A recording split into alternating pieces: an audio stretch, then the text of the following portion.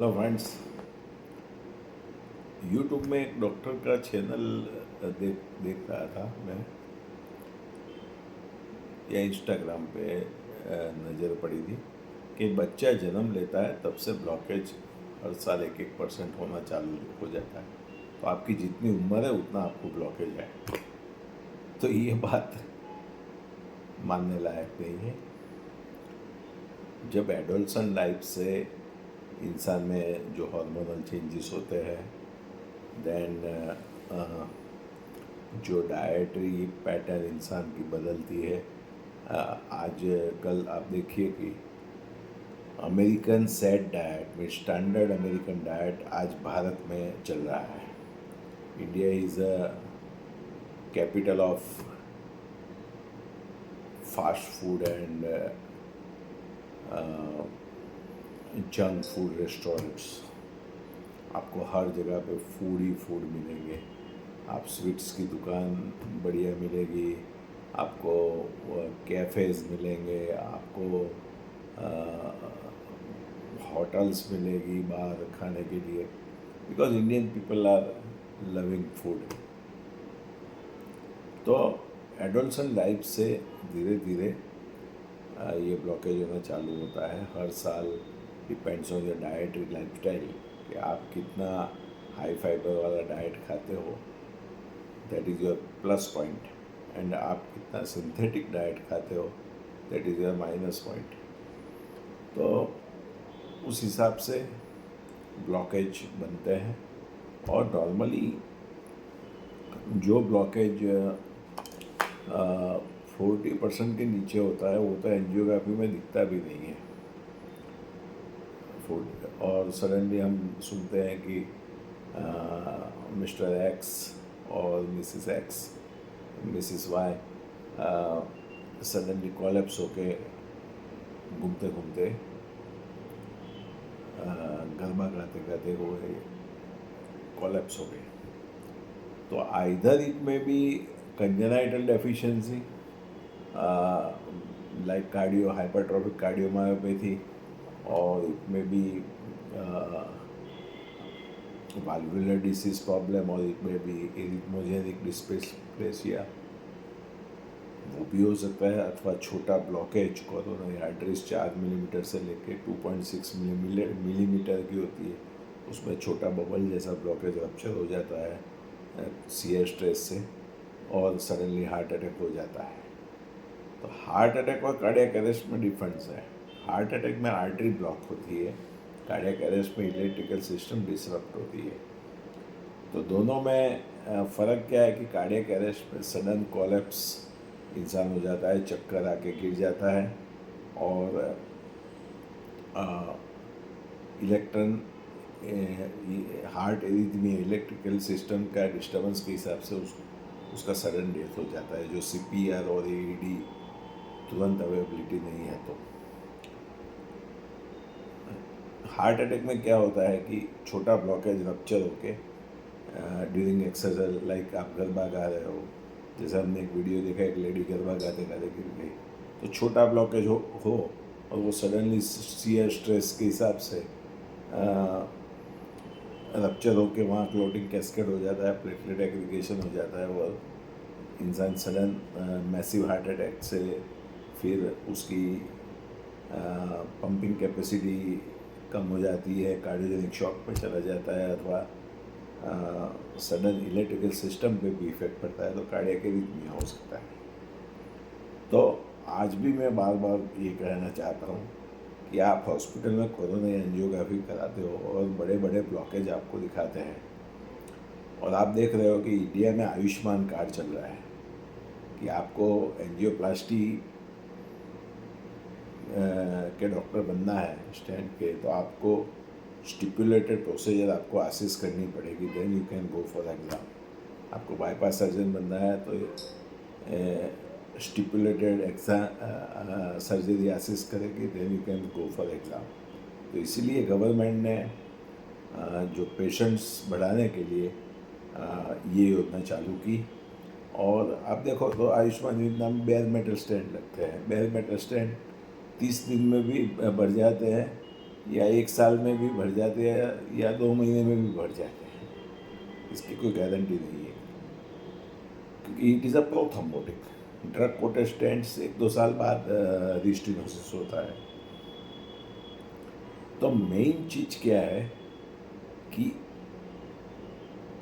Mostly heart attack छोटे blockage में आते हैं। जो बड़े बड़े ब्लॉकेज आपको पेन से ड्रॉ करके बताते हैं तो वो स्टेबल होते हैं स्मूथ मसल सेल और कोलेजन की कैप से, क्योंकि वो ग्रेजुअली डेवलप हुए होते हैं।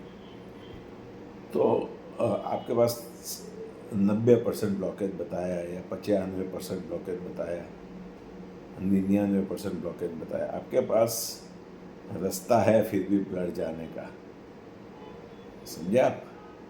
क्योंकि हार्ट की आर्टरी इलास्टिक होती है, तो आपके पास रास्ता है। 100% ब्लॉकेज में कभी हार्ट अटैक आता नहीं है, ये बात आप समझ लो। कभी भी हार्ट अटैक आता नहीं है। उसमें एक ही चीज़ करनी पड़ती है कि दूसरे रूट से ब्लड सप्लाई चालू करना पड़ता है। तो उसमें आप सर्जरी में बाईपास सर्जरी यूज़ कर सकते हो, अथवा नॉन सर्जिकल वे में जाना है तो FDA approved, American FDA approved, European FDA approved, और India, Saudi, all over world, Russia, Turkey, all over the world FDA approved treatment, ECP treatment आपको लेना पड़ेगा along with clinical trial medical treatment of heart. और diet में आप देखो तो diet में आपको रो फूड, मॉर्निंग का ब्रेकफास्ट अच्छा होना चाहिए, and you can include raw food और very high fibre food. And afternoon में जो लंच है उसमें सलाद लेना चाहिए, और रात का डिनर आपका एकदम हल्का सा होना चाहिए, और डिनर और स्लीप के बीच में 3 कलाक की गैप होनी चाहिए, और रात को स्लीप प्रॉपर 7 to 8 आवर्स की लेनी चाहिए, और early sleeping is very good idea, like 10 PM और 11 PM। दूसरा, स्मोकिंग, गुटखा वगैरह भारत में हमारे यहाँ बहुत चलता है, तो पान मसाला वगैरह को बंद करना चाहिए, because tobacco and betel means सोपारी इटसेल्फ कॉजिंग हार्ट अटैक। उनको एक गैर मान्य मीथ है कि सोपारी से लोही पतला होता है, बट दैट इज़ मीथ। उससे लोही गाढ़ा होता है और प्लेटलेट एग्रीगेशन ज़्यादा होता है और हार्ट अटैक आता है, BP बढ़ता है। तो व्हाट यू कैन डू, आपको सडन हार्ट अटैक आया तो आप इमरजेंसी में इकोस्पिन 325 मिलीग्राम, क्लोपिडोग्रेल 75 मिलीग्राम की 4 टैबलेट, और एटोवास्टेटिन 80 मिलीग्राम की टैबलेट तुरंत 108 को फ़ोन कीजिए। 108 को फ़ोन करने के बाद तुरंत आपके पास BP मशीन है तो BP पल्स मेज़र कीजिए, BP को कंट्रोल करिए। BP कंट्रोल नहीं है तो BP की दवाइयाँ आप लेते नहीं हो तो तुरंत 108 बुला के BP को कंट्रोल करिए, पल्स को कंट्रोल करिए बीटा ब्लॉकर द्वारा, और अपना SpO2 देखिए। SpO2 90 के नीचे है तो इमीडिएटली ऑक्सीजन चालू करना पड़ता है 2 to 4 लीटर पर मिनट, जब तक ऑक्सीजन 95-96 के अबव नहीं आता है। तो ये इमरजेंसी की बात हुई। और जो क्लॉट हुआ है, छोटे ब्लॉक था, फट गया और उसमें क्लॉटिंग कैस्केड से क्लॉट हुआ, तो क्लॉट को डिज़ोल्व करने के लिए 50,000 के आसपास की कीमत का फाइब्रिन स्पेसिफिक इंजेक्शन 10 हेक्टेप्लेस आता है, 5 सेकंड का पुश होता है, तो उससे क्लॉट डिज़ोल्व होता है। दूसरा, आपके पास स्टेंट है। स्टेंट को इमरजेंसी के सिवाय कभी भी लगाना नहीं चाहिए, क्योंकि स्टडीज़ बोलती है कि stent a day after stent, a day after heart attack, stent is not useful, it is damaging. Medical treatment is better. Ischemia trial, courage trial, Saturn trial, reversal trial, ये सब ट्रायल में पुरवा हुआ है कि medical treatment as per protocol dose reverse the heart disease blockage and stabilize the blockage and prevent heart attack and you become heart attack proof. आजकल नई fibre specific thrombolytics injection निकले हैं और नई एंटी प्लेटलेट्स निकली है जो दोनों प्लेटलेट्स के दोनों पोर्शन पे इफेक्ट करती है, जैसे थ्रोम्बोक्सोन, एडीपी रिसेप्टर। तो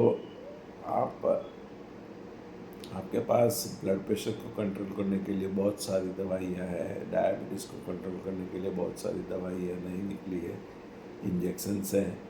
तो you can manage heart emergency very swiftly with medical treatment and injectable treatment.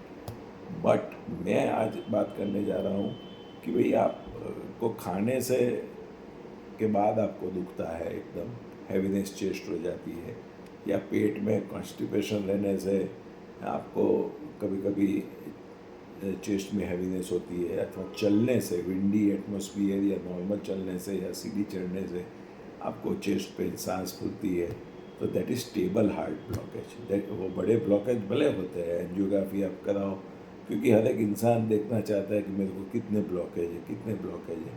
तो आप एंजियोग्राफी हॉस्पिटल में कराओ, अथवा तो सिटी एंजियोग्राफी कराओ, अथवा मायोकार्डियल थीलियम सेस्टा में भी स्कैन कराओ, वायबिलिटी स्कैन कराओ। And blood test is most important, that is lipid profile, HSCRP, uric acid, B12, D3, 3 महीने का diabetes, kidney function test, liver function test, ये सब कराओ। That is very much important. उसके बाद आप डिसीजन लो कि इमरजेंसी नहीं है तो स्टेंट कोई काम नहीं करेगा, बाईपास कोई काम नहीं करेगी।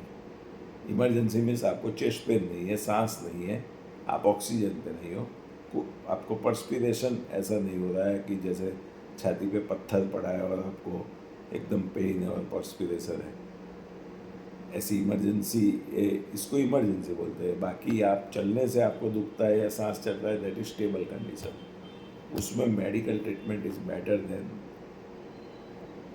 इन्वेसिव ट्रीटमेंट, ऐसा पूर्व हुआ है। दूसरा, अमेरिका ने EECP ट्रीटमेंट को FDA अप्रूवल दिया है, यूरोप ने FDA अप्रूवल दिया, India, Saudi Arabia, Dubai, Russia, तुर्की, everybody has given FDA approval. EECP जैसे बाईपास सर्जरी में IABP काम करता है, वीक हार्ट पे होता है तो बाईपास करते हैं तो IABP लगाते हैं, तो हार्ट का रेजिस्टेंस कम हो जाता है। EECP is a non surgical IABP, वो सर्जरी बिना, हार्ट का बिना आपकी वेसल्स खोलेगी, vascular growth factor, hepatocytes growth factor, platelet derived growth factor, stem cell, progenitor cells द्वारा वास्कुलर ग्रोथ फैक्टर वगैरह से नई नई कैपिलरीज एंड वेसल्स बनेगी, ब्लॉक वाली आर्टरी के आसपास एक नेटवर्क तैयार होगा और डॉर्मेंट वेसल्स खुल जाएगी जो एडोलसेंट लाइफ से ब्लॉक हुई है, dietary lifestyle, sedentary lifestyle, pollution वगैरह से जो ब्लॉक हुई है वो खुल जाएगी प्रेशर से। The beauty of EECP is that it works with cardiac cycle. Stent भी कार्डियक साइकिल के साथ काम नहीं करता और बाईपास भी कार्डियक साइकिल के अनुरूप काम नहीं करता। और स्टेंट तो प्रोथ्रोम्बोटिक है, वो आपको जिंदगी भर बॉडी में रहेगा, फिर से रीब्लॉकेज करेगा, रीस्टेनोसिस करेगा, फिर से आपको दूसरा डलवाना पड़ेगा और तीसरा डलवाना पड़ेगा, ये ऑनगोइंग प्रोसेस है। बाईपास सर्जरी में क्या है कि आपका हार्ट का पंपिंग वीक हो जाता है, 30 दिन में आपको फिर से हार्ट अटैक आने की शक्यता रहती है, स्ट्रोक आने की शक्यता है, एरिथमी आने की शक्यता रहती है। आपको मालूम नहीं है, आप हॉस्पिटल के रजिस्टर देखना तो कितने पेशेंट्स ऑन टेबल बाईपास में कोलैप्स हो गए, कितने पेशेंट्स ऑन टेबल एंजियोप्लास्टी में कोलैप्स हो गए। ये बार और एक्सपोज नहीं होता है, इसलिए ये बात दब जाती है। Otherwise it is a American system, EECP is also a American system, and allopathic medical treatment is also a American system और यूरोपियन सिस्टम। तो मैं एक ही बात बोलता हूँ कि आप डाइट में हाई फाइबर फूड खाइए, मॉर्निंग में एक आध फ्रूट लीजिए, हैंडफुल ऑफ ड्राई फ्रूट लीजिए, सॉफ्ट ड्राई फ्रूट भी ले सकते हैं, देन लंच के साथ सलाद लीजिए और रात को खाना कम खाइए, दवाई या क्लिनिकल ट्रायल के हिसाब से लीजिए। आपका पंपिंग कम हो गया है अथवा आपको बहुत मल्टीपल सारे ब्लॉक बताए हैं तो हमारे प्रोटोकॉल के हिसाब से दवाइयाँ लीजिए और 15 दिन बाद ऑफ एंजियोग्राफी EECP ट्रीटमेंट का एक कोर्स कर लीजिए। आप कोई वार्ड काम नहीं, कोई नीडल नहीं। अच्छा, आपकी लाइफस्टाइल अच्छी है, खाना आपका अच्छा है, आप स्वीट्स नहीं खाते, दूध की प्रोडक्ट्स ज़्यादा नहीं खाते, जैसे लस्सी, आइसक्रीम, कोल्ड ड्रिंक्स नहीं लेते, सोडा नहीं लेते, अथाना, पापड़, हमारे घर में ही हमारे दुश्मन होते हैं, अथाना, पापड़, केचप वगैरह को अवॉइड करना चाहिए। Mayonnaise, it's a dreaded product, उसको सडनली बंद करना चाहिए, लेकिन बच्चों को अच्छा लगता है तो खिलाते हैं माँ बाप सैंडविच में, लेकिन mayonnaise is a very dangerous product, it is carcinogen also. Heart के साथ वो कार्सिनोजन भी है, इन्फ्लेमेशन के साथ वो कार्सिनोजेनिसिटी भी करती है। तो बाहर का खाना तो बंद करना ही है, घर का खाना में हाई फाइबर मिलेट्स वाला चपाटी, मल्टीपल दाल है, सीड्स है, विविध प्रकार के कठोर है, लेंटिल्स है।